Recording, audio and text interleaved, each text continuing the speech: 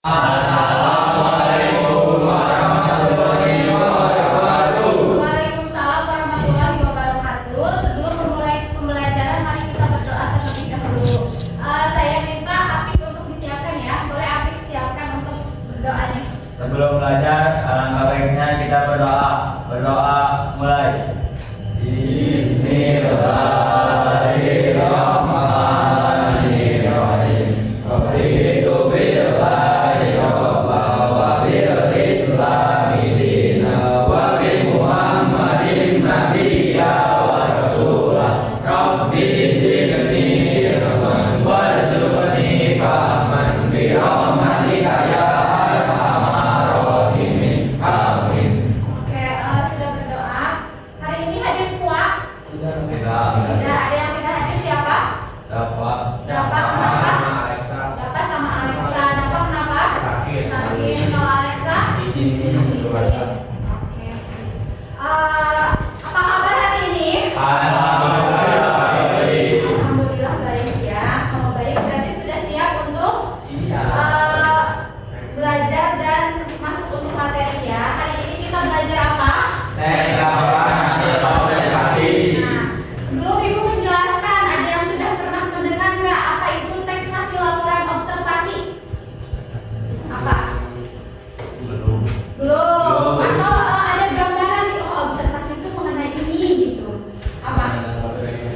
Observasi itu apa? Oh, pernah mendengar ya observasi. Oke.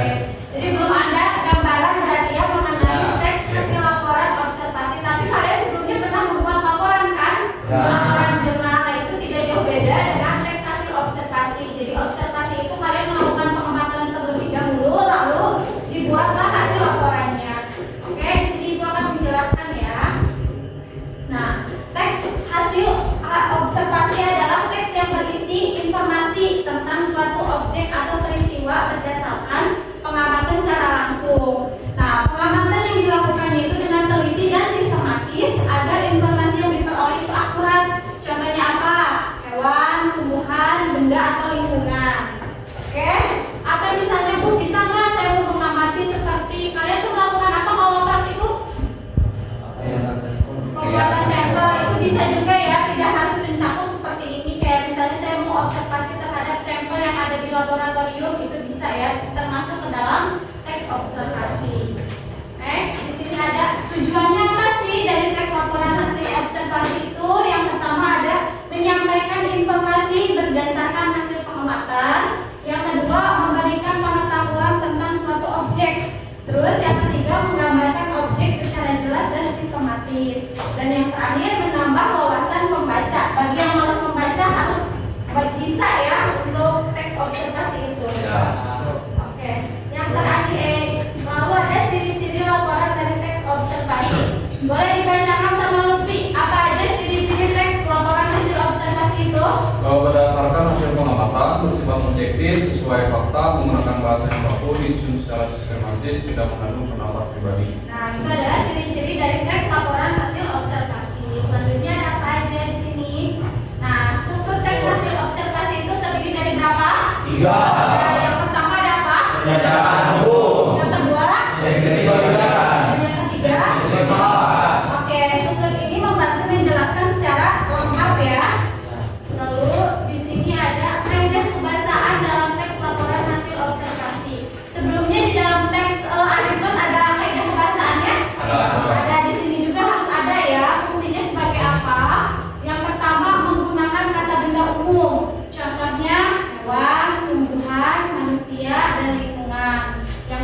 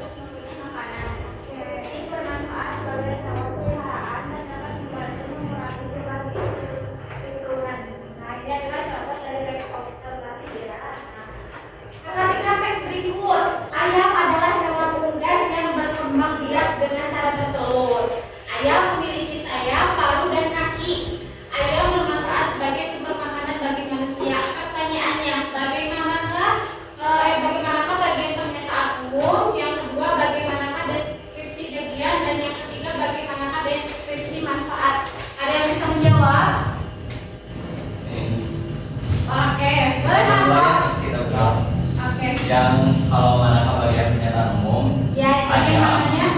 ayam adalah hewan ringan yang berkembang biak dengan cara bertelur. Oke, yang kedua bagaimana?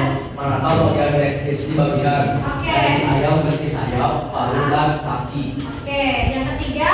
Kalau manakah bagian deskripsi manfaat, ayam bermanfaat sebagai sumber makanan bagi manusia. Oke, nah ini adalah contoh dari deskripsi yang nantinya kalian bisa dianalisis. Pasti pertanyaannya tidak jauh beda dari seperti ini ya. Berarti sebagian besar kalian sudah paham apa itu teks observasi. Yang terakhir di sini ada kesimpulan.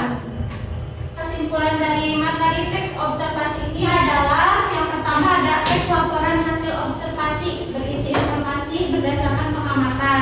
Yang kedua bersifat objektif dan faktual. Yang ketiga memiliki struktur pernyataan umum, deskripsi bagian dan deskripsi manfaat. Dan yang keempat menggunakan bahasa baku dan ilmiah. Oke, materinya sudah segini. Yang ingin ditanyakan terlebih dahulu? Sudah cukup? Sudah paham? Ya. Sudah paham. Berarti kalau sudah paham semua, Ibu tanya pertanyaannya ya. Ya. Ya. Sudah siap untuk menjawab? Siap. Ya. Atau mau membaca terlebih dahulu? Kita coba aja langsung kasih pertanyaan aja ya, supaya kita mengukur kemampuan kalian. Oke? Sudah. Yang pertama, yang bisa menjawab silakan angkat tangan ya. Dalam struktur tes LHO, urutannya adalah pertanyaan umum, deskripsi bagian, baru dan deskripsi manfaat. Apakah jika dalam satu paragraf deskripsi bagian kita bisa langsung menyelipkan manfaat dari bagian tubuh objek tersebut atau harus benar-benar dipisahkan di akhir teks?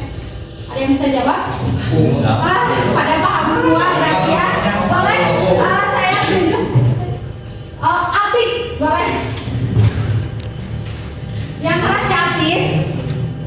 Pertanyaan yang sangat kritis kata cenderung subjektif karena standar prihatin setiap orang berbeda. Agar tetap objektif, ganti dengan data faktual. Misalnya sungai ini dipenuhi sampah plastik dengan radius 10 meter dan airnya berwarna hitam pekat.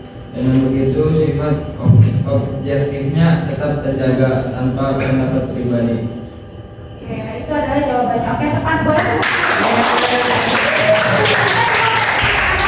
Kalian siap untuk menjawab. Pertanyaan yang kedua adalah pada kaidah kebahasaan disebutkan penggunaan istilah ilmiah sederhana seperti habitat atau karnivora untuk hewan jika objek yang kita observasi adalah benda mati buatan manusia seperti komputer. Jenis istilah ilmiah atau teknis seperti apa yang setara untuk menggantikan istilah biologi tersebut? Ada yang bisa jawab? Oke, saya tunjuk aja ya, karena tadi udah laki-laki, saya tunjuk perempuan. Boleh Aldis, silahkan jawab. Jika objek yang kita observasi adalah benda mati buatan manusia seperti komputer, jenis istilah ilmiahnya harus diganti seperti secara untuk menggunakan bidang informatika tersebut, contohnya prosesor. Oke, itu sudah segitu? Oke, nggak apa-apa, boleh tepuk tangan untuk pertanyaan terakhir ya, sudah siap? Siap.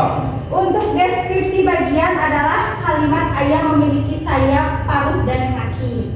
Karena kalimat ini merinci ciri fisik atau bagian objek yang diamati, sedangkan deskripsi manfaat adalah kalimat terakhir ayam bermanfaat sebagai sumber makanan bagi manusia.